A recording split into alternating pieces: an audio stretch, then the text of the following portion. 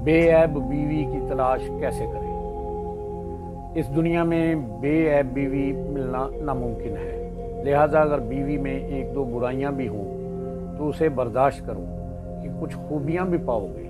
सुनो, अगर बेऐब साथी की तलाश में रहे तो दुनिया में अकेले ही रह जाओगे। लम्हा फिक्रिया, गौर करें, हम अपनी ज़िंदगी में उन लोगों के साथ भी तो गुजारा करते हैं जो हमारे मजाज पर पूरा नहीं उतरते। दफ्तर में, हमसाए में, रोज़मर्रा मामलात में जब हम उनके साथ गैर होते हुए अपना ताल्लुक़ नहीं बिगाड़ते और राब्ता बरकरार रखते हैं और उनको अपनाते हैं, तो अपनी शरीके हयात के बारे में दोहरा मेयार क्यों?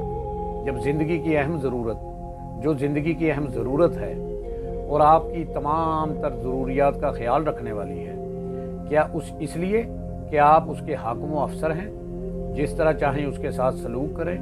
क्या सिर्फ आप ही उसके हाकिम हैं, कोई आपका हाकिम नहीं? क्या सिर्फ बीवी ही शौहर को जवाबदेह है, शौहर किसी को जवाबदेह नहीं? याद रखिए, अगर उस पर आपका हुक्म चलता है तो आप पर भी अल्लाह अहकमुल हाकिमीन जल्ला जलालुहू का हुक्म चलता है।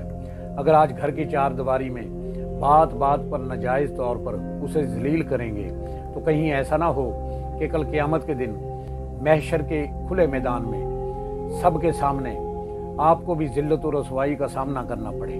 और फिर ये भी तो सोचिए कि जब वो आपके कई खिलाफ मजाज बातों आदतों को खामोशी से सह लेती है तो क्या आप उसकी चंद आदतों पर सब्र नहीं कर सकते?